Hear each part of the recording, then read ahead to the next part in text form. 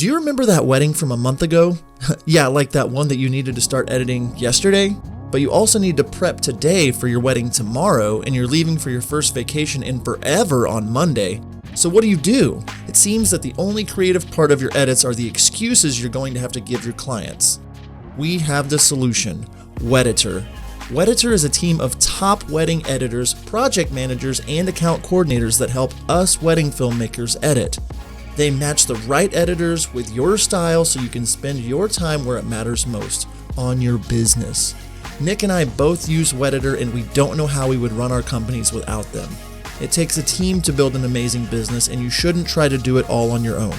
Head over to howtofilmweddings.com/Wedditor to help you free up your time so that you can focus on growing your brand. Be sure to use promo code HTFW for $50 off your first project. Wedditor, more than freelance, more than outsourcing.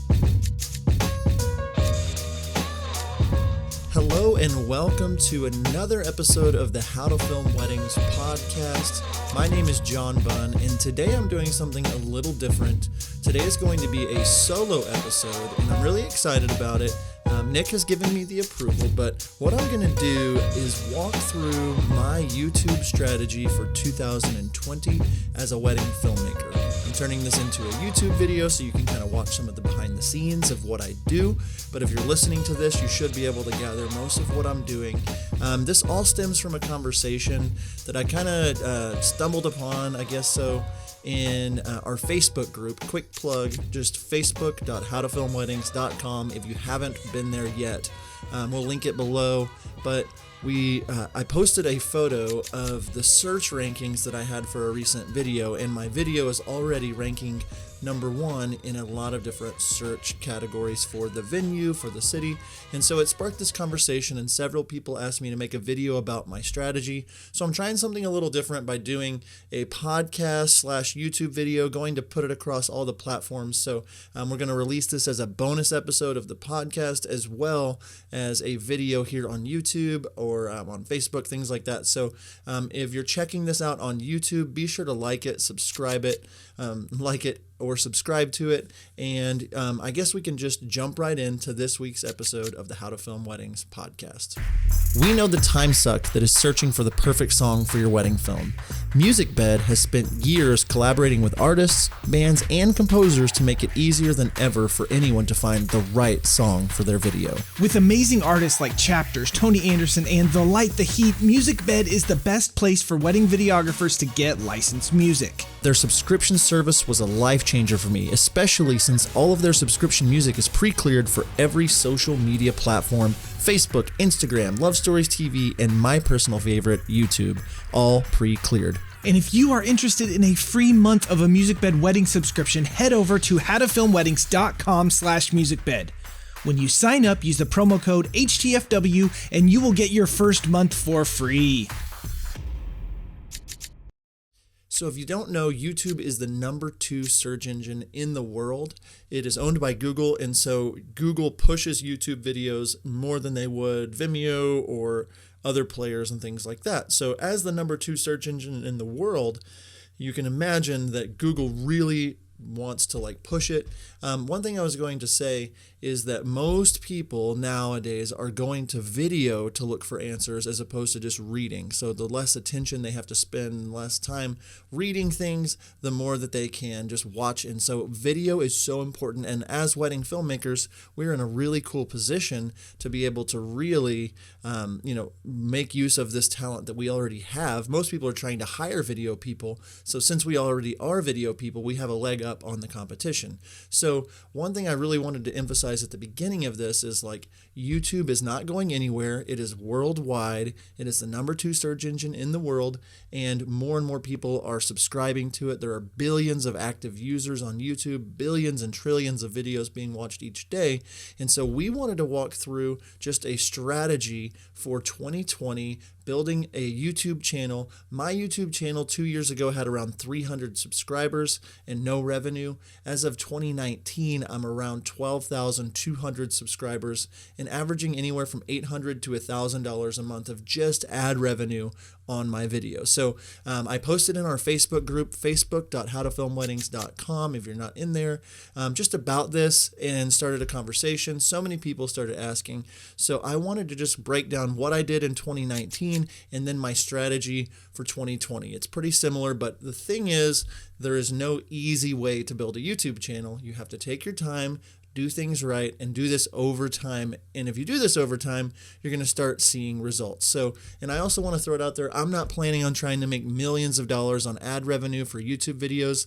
The thing that I really love about YouTube is that brides are searching for wedding venues in my city or in other cities, and if I can rank in those videos and show up number one, they're going to find me and want my videos, and so it's one of these deals where, like, I just got back from Santa Barbara and the bride booked almost a $15,000 video and photo package because she found one of my videos in Santa Barbara on YouTube. So there's so much more money to be made as a wedding filmmaker by being found by people than the revenue itself from ads, but that's just a nice bonus. This year I will make anywhere from $10,000 to $12,000 and just got monetized in March. So there's a lot of things that are great about it, but showing up number one is what I really want to do so other people can find me and find my work. So I want to walk through how I upload videos, my exports, like everything, just so I can give you the strategy I have so you can use it for your business. My good friend Matt Johnson has a video on export settings for YouTube, whether or not you want to do 1080p or 4K. So I will link his channel below, but whoismatt.com, Who is Matt on YouTube, just search YouTube export settings and you can find all the videos for him. But we love him. That's the exact settings that I use, his high quality YouTube videos for 1080p, since that's what I'm delivering. So he's got a 4K one and everything, and it's great. So just wanted to throw that out there first. When you're exporting your video, you want to export it for YouTube. I personally have bars on mine with the wide crop, but I like to upload it in 16:9 because that allows me to do end cards and different things that if you have a wide upload, it won't let you do yet as of now. So I wanted to first talk about like uploading. So what you're going to want to do is go into youtube.com. So I'm going to do some of this on my computer just so you can see it if you're watching, and if you're listening, no big deal. But if you go to youtube.com and you click to upload a video, if you click the little icon here, create a video or post, and if you're not watching this, it's up in the top right, there's a little camera icon. You can click create a video and upload video, and the new YouTube studio will open up and offer you a drag and drop. And so I always open my video file wherever that's at. I'll pull up the one that I just uploaded, my feature film right here. And so all you're going to want to do is drag and drop right onto here, and it'll start uploading for you. Now you can see inside of YouTube, there are a couple of things. And I'm going to open up one more page real quick. And this is the video that I actually uploaded. And I want to walk you through the behind the scenes of everything that I did to make this video exactly what I wanted it to be, and what I have done with every single video since 2017. In 2017, I realized I have all of these videos and I'm not using Google correctly. Vimeo was doing something weird, deleting people's account, and I realized brides are not on Vimeo looking for wedding films for the most part. The majority of them would be looking on Google. And so when they search, the Tulsa, whatever, the mansion at Woodward Park, Tulsa, I want my video to show up. They might have been searching for information, but then they see my video. And so I really saw the power of like showing up number one when it came to that. So what I want to walk through first is just every single section of this: the title, the description, the thumbnail, all of the things, the tags. So if you're listening online, or if you're listening to this podcast, you'll still be able to grab this, but I definitely recommend watching the YouTube video so you can kind of see the behind the scenes of what I've done.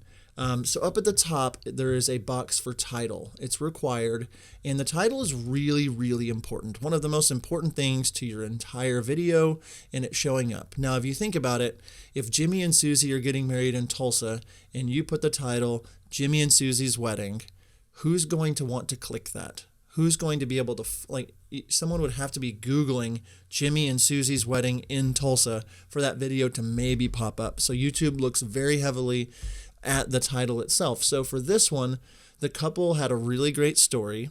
The way that they met was incredible. They both are from Tulsa, and they met 2,000 miles away at college just by chance, and it was a really pretty story of this serendipitous love story. So I reverse engineered and thought, what is something that people would maybe type in to be searching for a video that happens to be at their venue. And so the mansion at Woodward Park is where the wedding was. And so in the title, I write something that is, I wrote, "How They Met Will Blow You Away, a story of serendipity, dash the mansion at Woodward Park wedding." And so what this does to YouTube is it tells them the mansion at Woodward Park wedding. If somebody is Googling that gives my video a chance. And so the mansion at Woodward Park or the mansion at Woodward Park wedding, things like that, if somebody is searching that on YouTube or on Google, I'm going to maybe show up. And then instead of it just having that, I want something to draw the people in to maybe ask a question or to make them think, what is this story? What is this thing? Oh, that's interesting. I want to click it.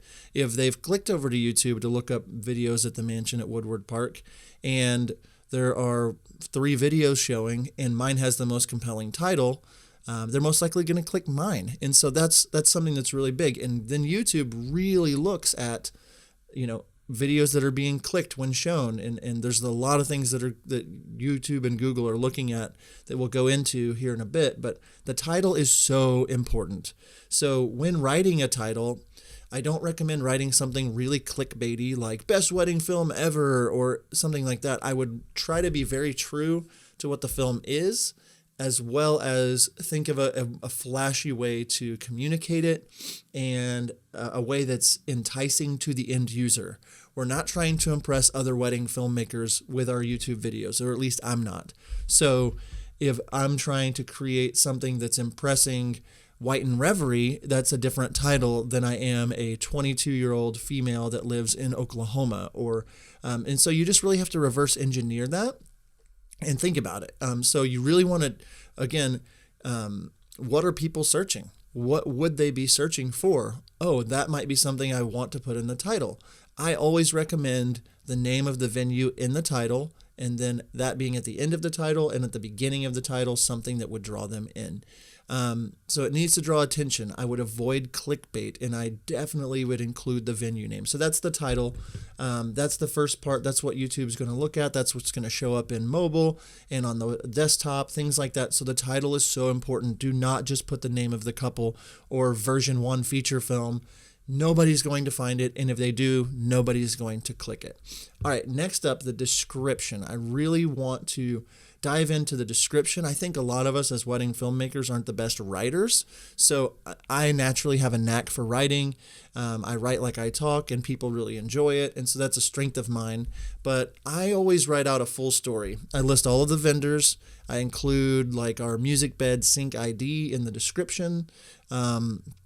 But in this description, I want to write out, something between 300 to 1,000 words, 300 to 500 words, just a full story of the day, what was impressive to me, and I want to mention the venue name several times in this story because I want YouTube to say not only is the mansion at Woodward Park in the title of this video, but it's also in the description several times. And so, this must be a video that's at the mansion at Woodward Park. And if you look over in the video, there's an advanced tab on YouTube, where you can actually put in the video location, and that also tells YouTube the video was located there. So it's just all these things telling YouTube, yeah, this is a video that's a wedding at the mansion at Woodward Park. The description itself, having more words and more story about the actual wedding gives YouTube more to work with. It's definitely one of those things where I take a few minutes and I write out a story on my notes, and this becomes not only the story for YouTube, but it also becomes the story for my blog or my Facebook post. So this is something that after the film is finished, I kind of think about what the film, was like, what happened, things that stood out to me. I usually end it with like a personal letter from me to the couple, thanking them, talking about how it made me feel as a father, how it made me feel. You can be more raw and vulnerable here. And that's what I did. So if you look at my description, I have a long description, talking about the wedding day itself. And then I also, at the end of this, always put the team, and I tag every single vendor that was there. I want to make sure that they're all tagged. I put my music license through MusicBed with my sync ID. I write the song and the title. And then I also, at the end, a few times will write out different types of things like the Mansion at Woodward Park Wedding by Redeemed Productions, all rights reserved. Lastly, in my description, I will have kind of a follow along option with links to my YouTube, Facebook, Instagram, website, and contact us, just links to link out from there. So again, in your description, you want to write out a story that is something that really, draws people in. Some people read those stories and then click the video. But having those are going to be great for SEO. They're going to be great for the video. And it's very, very important that you don't just put your, sync ID or your music licensing information and just have one line or something like that. You really want to fill that in and take the time and do it right. If you have 20 wedding films a year, you're going to write 20 stories, and these are going to be you need to look at this as part of your video edit. You need to take the extra time, either do it yourself or hire somebody that knows how to write. But the more that it feels like it's coming from you to the couple, that's going to make the description better. So we've walked through the title, we've walked through the description itself, and then the next thing I'm going to double check here with my notes, write out the full story, list all the vendors, try to include the venue name. This is a good one. Create a list of links that you can copy and paste into the description, getting people to contact you, check out your social media pages, etc. I just have a note that says YouTube links on my computer, so I can copy and paste that each time with like little bit.ly links that make it easy for me to always have links to my different pages. Trying to have 500 plus words on these, really explain the couple in the day, and doubling this text as a blog. So that's kind of the description part of the video on YouTube. The next thing that I wanted to talk about was the thumbnail. So your thumbnail, what people see whenever they see your video, needs to be something that's enticing, that is on brand, that looks pretty. Please, please, please do not use the auto-generated thumbnail. It will give you the option for a few frames, but I have a Photoshop document that's a 1920 by 1080. Even though I use the cinematic, the cropped bars look, I have a thumbnail that I have a template that has the name of the couples in it. And then I will pull a screen grab from the video from Premiere. I'll export out a shot and edit it a little bit, make sure it just looks really clean, and edit together a slate JPEG that I upload. And so I always try to include like a really great shot of the couple, or if it's an expensive wedding and I want to show off something that's really expensive, like the couple in front of a $10,000 flower wall or a beautiful venue. But again, you're reverse engineering, thinking, what is going to differentiate me with my thumbnail? And what is going to make me look professional and look great? What's going to share well? What's going to stand out? And so your thumbnail is so very important. So definitely, take the time, create a template. And I always display the couple's names. I started doing that this year. But like having a great photo of them or something that makes it, if you're just thinking what would make this look as great as possible for somebody to want to click it, that's going to be what you want to do with your thumbnail. So, okay, so after your thumbnail, you're going to want to mess with tags. And this is a time of the video where I would say check out the links below. TubeBuddy.com is going to be your friend. I think that our affiliate link is TubeBuddy.com/HTFW. I'll put it in the link below, but I think we get like $1 if you sign up. So I don't care if you can sign up through us. It's great. But it's definitely not expensive. I think it's less than $10 a month. I think for the big package, I think you can spend $20 a month on it. But like, this is a tool that is a plugin that helps. It searches your YouTube channel in real time and make sure you're doing all of the right things for your video. So it'll have a best practices box over on the side that's making sure that your title is the right length and that you've shared it on Twitter, or that you've created end cards, or your description is good, or whatever, or you've added tags. So it's like basically a helpmate when it comes to YouTube. It's your buddy. It's TubeBuddy. So anyway, we love TubeBuddy. And since I've added this to my site and my YouTube channel, it's helped me so much, and it helps me grow.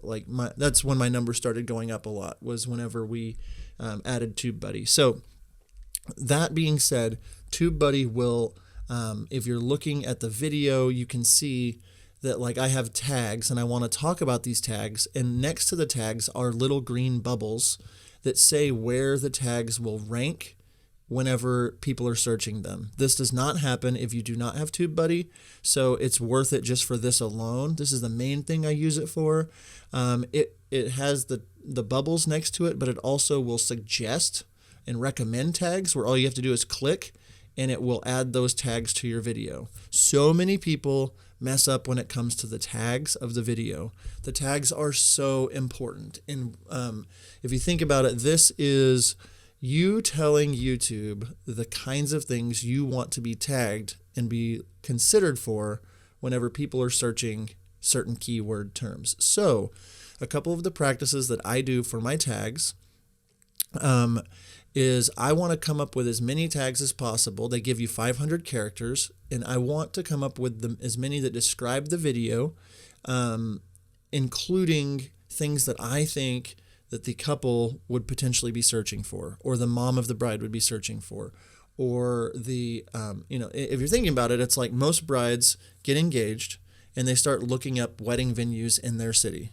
So that's the first thing that they're looking for, is a venue. So I'm in Tulsa. So a lot of people are typing in Tulsa wedding venue, Tulsa wedding venues, wedding venues in Tulsa, wedding venue Tulsa, Tulsa venue, Tulsa wedding, things like that. So I have saved a bunch of tags in the settings of my YouTube. If you go down into your settings, you can have tags that auto are put into every single one of your videos. I have like 5 or 6 of these: wedding videographer, wedding videography, Tulsa wedding videographer, Tulsa wedding videography, things like that always are in all of my videos, because I want people that are searching wedding videography to find me. But for each specific video, you really want to give as many different versions of the venue name, the venue city, and videography as possible. Not a lot of brides are typing in Tulsa wedding cinematographer, and I'm a cinematographer, I'm a filmmaker, but most people are typing in Tulsa wedding videographer or Tulsa wedding videography. So again, I'm reverse engineering and thinking, what is my audience typing in? And so for this specific video that I'm showing on our YouTube right now, the couple was married at the mansion at Woodward Park. And so I typed in as my tag options, and you want to do these, all the words together and then hit enter, not like the, enter, mansion, enter, at, enter, Woodward, enter, park, enter. You want it to be phrases. So I really want to show up whenever people type in the venue name. That's really important to me, because I know that if they can see my video, that they will click it, and then they will start seeing Redeemed Productions, and they'll be like, oh my goodness, that is a video at the venue that I'm doing my wedding. I want them to be there. I want to consider them. And so, it takes time to rank, but if you're able to do that, it's really, really great. So in my tags for every video, I will put the venue name, the mansion at Woodward Park, and then I will add the word like wedding to the end of it, the mansion at Woodward Park wedding, the mansion at Woodward Park wedding photos, because people are typing that in. I want a video to show up whenever people are looking for photos, because to me, the video is going to draw them in. Mansion at Woodward Park. It used to be called the Tulsa Garden Center, so I put in Tulsa Garden Center, Tulsa wedding videography, Tulsa wedding videos, Tulsa wedding videographer, wedding videography, wedding videographer. And if you look, the words that are getting ranked, if you're watching this, are the mansion at Woodward Park, the mansion at Woodward Park wedding, and there's a little 1 next to some of them, which means that when people are searching, I'm on the first page already. I published this video 3 days ago now, or two days ago now. And so what I do is, by going through and reverse engineering and thinking about this, I'm like, what will people type in to maybe want to watch this video? Wedding videos that will make you cry. This was an emotional video, and people are typing in those things. So definitely, just with a couple of iterations of the venue, the city, wedding videography, wedding videographer, wedding videos, you're going to use up all 500 of your tags. And then once you've done that, and after you've made the video public, it will show you bubbles of where things are located on search rankings. And there's a little sort button where if you click it, you can auto sort by the rank, apply and close, and it'll automatically readjust your videos to be in the order. So even the order that the videos are tagged in. So right now, my mansion at Woodward Park video is number 1 for tag the mansion at Woodward Park and tag mansion at Woodward Park wedding. And number 1 at mansion at Woodward Park wedding photos. So the tags are so very important, and they go alongside with the description and the thumbnail and the title. So definitely tag your videos correctly. And one thing that I do on the tags is once or so a month, I will go back into my videos on my channel, and I will click to edit the video, and then I'll look at the tags and see where they're searching, and I will auto sort by rank again to some of my recent videos, because sometimes you post a video and 2 or 3 weeks later it's ranking in a different way than it was. New videos have come out, things like that. So you can auto sort it by rank, and then rank your, the words that are ranking well, you can leave. Like the ones that I'm looking at right now that are not ranking, you might delete those and add some more based on the suggested ones that they are suggesting to you. And you can go ahead and see if those new keywords will rank. So there's a lot you can be doing with that when it comes to your tags. Okay, so those are the major points: your title, your description, your thumbnail, and your tags. If you do those right, you're going to start getting more interaction on your videos just organically. The other things to talk about real fast are putting videos in playlists. I try to make a playlist for each venue. And so if a bride comes to my YouTube channel and sees a venue at the mansion at Woodward Park, do you want to see more videos like this? Oh, there's several videos that I've done here in this playlist. So creating playlists are really easy. You can just click new playlist. It's awesome. Having playlists are awesome. I don't think it's a make or break, but I think it's one of those deals that get them more and more interested in what you're shooting and what you're doing. Excuse me. So the next thing are cards. The cards themselves are the little white banners that come up at the top of your video. And so I put cards in. Let's see if it'll show up on this. No, it doesn't on this, but a card will fly out, and you can link by adding cards to different videos, things like that.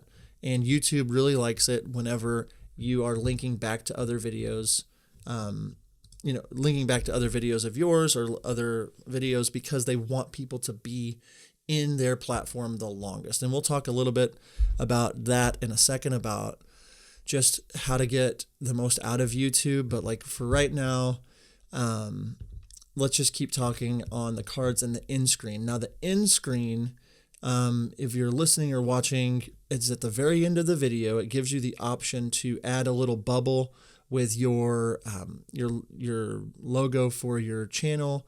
It also gives you the option to, let's see if it'll pull it up there. So it gives you a bubble to show for people to subscribe to you, and it also gives you can put a link to another one of your videos, things like that. So that's really important to your video to have those, and TubeBuddy will remind you, hey, you need those. You need to put your video in a playlist, all that kind of stuff. So let's take a break, and then we'll be right back with the next part of this video. So tell me, what CRM do you use? If you're not sure or you don't know what a CRM is, I'm about to save you a lot of time and therefore money. CRM stands for Customer Relationship Management. Basically, a CRM is an online service that helps you better serve your clients. HoneyBook is both mine and John's CRM of choice. We absolutely love it. HoneyBook allows us to do all of our correspondence, contracts, and payments all in one place. One of the features that I love is the automated workflow. We all have emails that we send out to all of our clients, right? At 6 months, 3 months, 1 month, the week of. All of us do it. Automated workflows make it so that those emails can go out automatically. Since I don't have to take time to, 1, remember to send them out, and 2, to write them, I save time and make more money by working more efficiently. Are you interested in saving time on the business side of things? Go to howtofilmweddings.com/honeybook for a free 1-week trial. Also, because the Honeybooks really like me and John, we can give you $200 off of your first year, and that also comes with a 60-day money-back guarantee. So what are you waiting for? Go to howtofilmweddings.com/honeybook to start saving lots of time in your business. Oh yeah, legally I have to tell you that John and I are affiliates of HoneyBook. Okay, so we've talked about the importance of titles and descriptions and tags and cards and thumbnails and end screens. And I know it can be a lot, so that's why I wanted to make this video so you could go back. And there's also the thought that YouTube could change up everything about this in the next few months. This is their brand new YouTube studio, so I don't see them changing this for 2020. You definitely, want to go back and look through this and just be thinking about this. The overall arching, theme is thinking with the end user in mind, trying to reverse engineer the people you're wanting to reach, why you're wanting to reach them, how you're wanting to reach them. So that's kind of the behind the scenes. If you have questions, I'm sure I forgot a couple things, just drop it in the comments below, or jump in our Facebook group and ask the questions there. We'll try to answer them for you. About uploading, things like that. I'm sure I've forgotten some things, but definitely a big deal when it comes to building and growing your YouTube channel. Okay, so the next thing that I want to jump into is talking about YouTube in general and how they work, and also talking about getting as many eyeballs watching your films as possible and why that's so important. So, YouTube in general is looking at lots and lots of data points, and I don't even understand it, how they do it. The robots, the way that it is done is so incredible and so detailed. The technology is ridiculous what they're doing. And what's happening is they're not just trying to see how many people get their videos clicked on. They can monitor how long somebody is watching the film. They can monitor when they click away exactly, what percentage of your film is being watched. If they show up your video in a suggested feed, how many people are clicking it, because their ultimate goal is they want people to stay on their platform and never leave. They want people to keep watching videos because they make money when ads show up on videos. So when I'm thinking about that as a wedding filmmaker, I wanted to get my channel monetized because I knew that YouTube wants to show as many monetized videos as possible. They want to be able to make money off of people watching their films or films on their platform. So there are some minimum requirements. As of today, as of recording, you have to have 1,000 subscribers and 4,000 watch hours in the last 12 months to get reviewed for monetization. They've really updated this a lot. It's a pretty quick process once you do that. Now, that might seem like ridiculous, a far amount away, getting to 1,000 subscribers. And I'm not going to lie, it took me a really long time to get there. But now at 12,000 subscribers, it's one of those things where it grows. If you keep doing this the right way, you're going to get there, and it's a really good thing to have monetized videos, not only because it would make your video make you more money, but YouTube wants to show monetized videos. So YouTube's thought process is, how can we keep people on the platform as long as possible? We show them videos that have the best data that show that people are clicking it and staying on there. So if your videos suck and people click it and watch for 2 seconds, this is going to be bad for you. So it all comes back down again to content being king. If it is a really, really good video, people are going to watch it for longer. I mean, that's just the science behind it. If the video is crap or it doesn't have anything to do with the description that you said or the title that you said or the tags, people aren't going to continue to watch it. If you put that it's about a best father-daughter, dance, and they don't even dance in the film, people are like, this is stupid, and so they won't watch it long. So if the video is grabbing their attention from the beginning and it is holding them on for a long time, YouTube knows that data, and so they'll show it to a certain amount of people that are searching these tags, and then they will either show it to more or they'll show it to less based on how people interact with that data. It's very similar to Facebook in that regard. So you just want to know that as you're making, your YouTube videos and you're creating content, that like you can have a crappy title and a crappy description and have the most amazing video that gets shared by the right person and it'll still blow up and get millions of views. So all of these things work together, and if you do them all right, you're going to have a much better chance at viral videos or videos that show up, more to people that might buy from you. So my process, what I'm going to break down now, is the process that I go through with every single video, to get as many views and many eyeballs on the video as possible. So the first thing I do whenever I'm uploading is I upload the video and I make it unlisted. Instead of private or public, I make it unlisted. I get all of these things ready, the title, the description, the thumbnail. This is what I have ready to go when I'm about to send it to the bride. And we've had previous podcasts where we've talked about no more, where are my emails, keeping in touch with your bride. But my bride knows that I'm editing the film, that I'm going to be done with it soon. And so she's excited and ready. I've built up this excitement for the film. And so once the video is done and ready to go, I upload the video and make it unlisted. I share it with the bride and send it with my template email. And I will stop here to plug our email template pack. If you go to howtofilmweddings.com/shop, we have 40 emails, template emails to run your entire wedding video business. They are the exact emails that I use for our business. And so I pull up one of these template emails that is called Video is Ready. And I pull this up, I get it ready. It tells them the video is ready. And then inside that email, it says, I'm so excited to share this, but I'm going to wait until after they share it. So this does a couple things. It tells them, hey, I'm really excited. It shows them the link that their video is done, and it tells them, I'm going to share it soon, but I'm waiting till after you share it. So it's telling the bride, I'm expecting you to share it.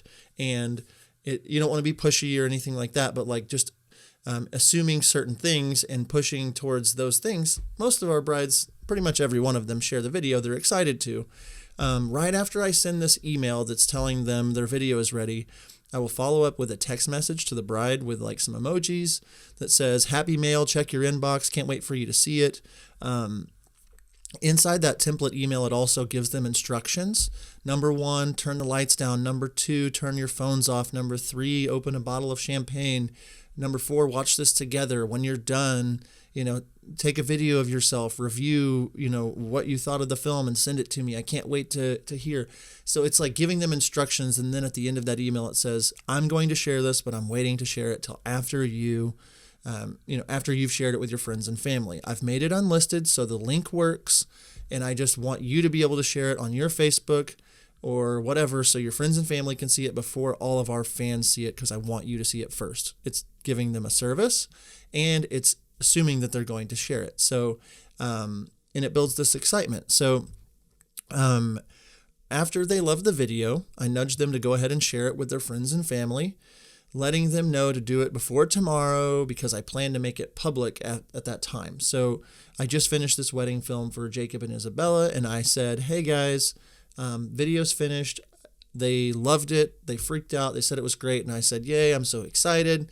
Can't wait to hear what your friends and family think. Just a reminder, I'm planning to share it tomorrow if that's okay with you. I just want you to have time first to share it with your friends and family. And the bride was like, oh my goodness, of course.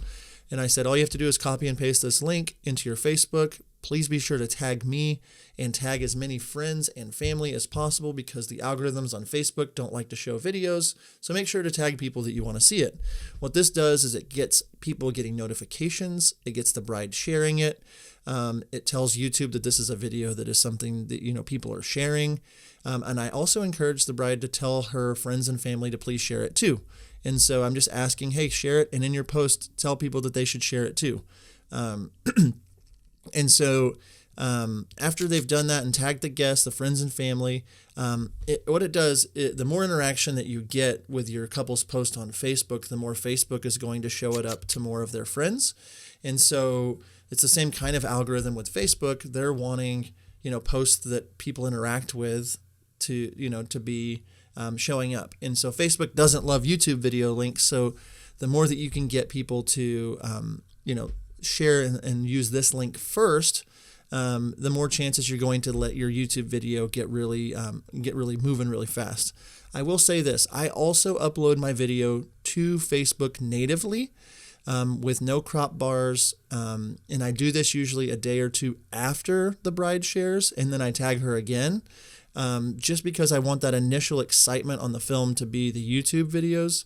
I understand that makes less views of the Facebook video, but I think the right people watching a long portion of the YouTube video is going to really tell YouTube, wow, this is a video that pops. Because if you think about it, the friends and family of the bride are going to watch the entire 8-minute video or entire 12-minute video. And so it tells YouTube, wow, this is a video that hundreds of people are watching. It's getting shared, and people are not only watching it, but they're watching it the whole way through. Usually, as soon as I know the bride has shared the video, about an hour or two later, that's when I will make the video public on YouTube. I don't share it to my Facebook or anything yet, but I make it public so that way now the 12,000 subscribers or your 200 subscribers or your 10 subscribers all get a notification saying, John Bunn just uploaded a video. And so now more people are watching it alongside the bride and groom and their family. So it's just creating this big buzz. And so YouTube really looks at your first day, 2 days on a new video to gauge whether or not they want to show it to more people, or if this is a video that needs to show up to more people. And all of this is done with robots, so they're just looking at the static data. And so the more people that are watching it, the more it's being shared, and the YouTube can see it's being embedded in different places in Facebook, and people are watching it all the way through, and all this stuff. So it really helps you to time that right to where you get the bride and groom to share it, you get their families to share it. Then I will personally share it on my Facebook page and write a story thanking the couple, tagging the couple, and then also tagging all of the vendors, the friends of mine that are vendors that were there, and thanking them for being a part of this. So if Anne Marie is the florist that was used at this wedding, I will tag Anne Marie personally in the video, as well as her company, the French Bouquet, in the video when I'm posting about it on my personal page. The next day usually is when I'm going to share it. The same day, sometimes the next day, I'll do the same thing and copy and paste the link into my Redeemed Productions business page, and make a post, tag all the vendors, tag the bride, and I'm doing my best to share it from different places at different times, tagging people that would really want to watch it, making sure that they would want to watch it. So it's one of those things where the more people that we can get showing up to and getting them to watch it, the more that it's going to really blow up, the video for you. Let me check out my notes real quick. I'm going to make sure I didn't forget anything. Always tag all the vendors. Oh, yes. The next thing that I do, I send an email to the entire team, the team being the vendors, the venue, everything. And it's a template email, again, that I have in our email template pack on our site. And it tells them the video is ready. It thanks them. I create an entire copy and paste link or a copy and paste paragraph for people to be able to have the entire vendor list. So it says the team, Redeemed Productions, photo, video, the venue, the mansion at Woodward Park, and it tags the entire team. And it also, so they can copy and paste that. And I said, here's the link to the YouTube video. It would mean the world to us if you helped spread the good news about the video. If you could just copy and paste this paragraph. This is the vendors. This is the story. Here's the link to the YouTube video. It would mean the world to us if you shared the video.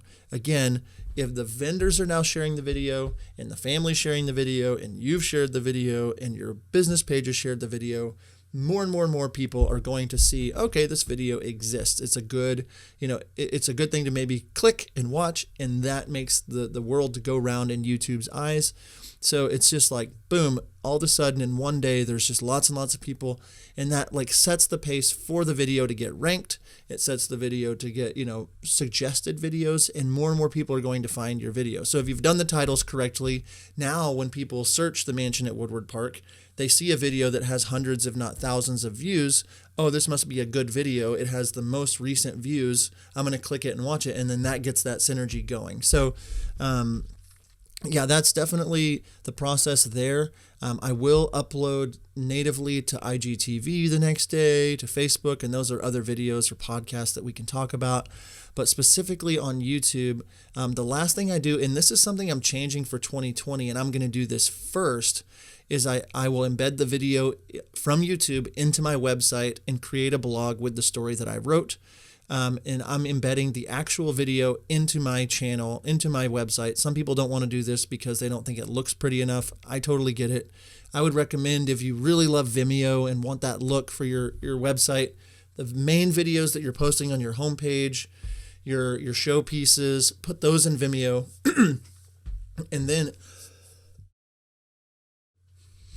And then, like, if you upload all your blogs using YouTube, this is going to help your homepage or your website with SEO, and it's going to like get you more views. And if you're embedded into websites, YouTube loves that. So, if you have a blog titled the same exact thing, I title my blogs exactly the same, except for I add the couple's name for my website, and then I copy and paste the description exactly. I use every single thing the same, so it's really easy for me to make a quick blog. A lot of people hide their blog from their website being like on the menu. That's fine if you don't want a ton of people to see it.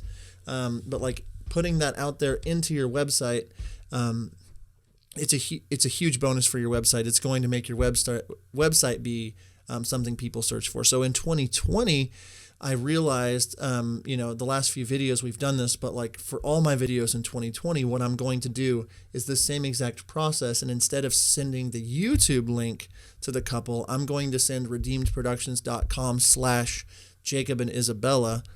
That is what I'm going to send to the bride at the beginning. And that is something that whenever they copy and paste that into Facebook, it gets people coming to my website instead of going to YouTube. And so when they go to my website, I have a pixel installed. We can talk way more about that in the future episodes. Shout out to Max Sadek. You definitely want to check out his Marketing for Wedding Professionals group. But like, so many things are good about getting people to your website. It gets them in that ecosystem. You control the content of your website. And so that is the last thing that I do when it comes to getting as many views as possible in that regard. So you do that over time, and this builds, you might get 2 or 3 subscribers from doing a video this way. This is not a get rich quick kind of podcast. I don't think that that's actually possible. You have to put in the work, and you have to understand YouTube Studio. You have to understand how to export correctly. Your videos have to get better. You have to think outside of the box when it comes to titling and all of the descriptions and everything. And so it's a work in process, and it's a work in progress. But the thing that it comes down to is that most people don't put in the extra 30 minutes to an hour to do this the correct way. And they're missing out on one of the biggest potential things for their business. In 2019, I think I might have boosted 1 or 2 posts through Instagram early in the year. I can't remember, but I've spent $0 on marketing this year. And there have been several weddings that I have gotten paid over $10,000 because they found me on YouTube. And that's where the real money comes into play. I'm traveling the world, and I'm getting to go to these incredible venues because people are finding me on YouTube. It is a very, very untapped market in the wedding video world. And the more that you can do this the right way, the more people are going to find you. you're doing these and going to these unique venues. And so if you like these venues you're at and you want to show up, this is a great way to show up when people, type in your specific venue. It's one of those deals where like there's such power for your business by doing this if you do it the right way. So anyway, that was a lot of rambling from me. I know that's a lot of information. A couple of quick asks here. If you can, like this video and subscribe. That's definitely, we would appreciate that. We appreciate you listening and watching to this. If you are on a podcaster of sorts, if you have a chance, like it would mean the world to us if you could just give us a review. Even if you hate us, you can give us a 1-star review, but like those reviews help us a ton. If you're watching this on YouTube, drop a comment below with your YouTube channel, try to connect with some other people. But yeah, I mean, this is a subject that we will not stop talking about because of the amount of people that are moving to YouTube, how big this is for your business. I promise you it's not too late to get going on your YouTube channel. And to, like Nick and I have said several times, it doesn't matter. Like, I don't care. It's nice that I have 12,000 subscribers. But what I care is that the right people are subscribing and the right people are watching my films, because you just never know what doing YouTube right will do for your business. So anyway, thank you so much for listening. I hope this was helpful to you all. We are going to do a lot more content like this. Before I sign off here, I just want to say, inside of our Facebook group, we are doing a lot of free workshops. Nick and I are going to do a deeper dive into YouTube in the next couple of weeks. If you're listening to this, after 2019, you can always go back in our videos and watch, but we're going to dive even deeper into YouTube and just talk through things and answer your questions. So you definitely want to be inside of our Facebook group for that. Guys, thank you so much for being a part of this community. And until next time, we'll see you.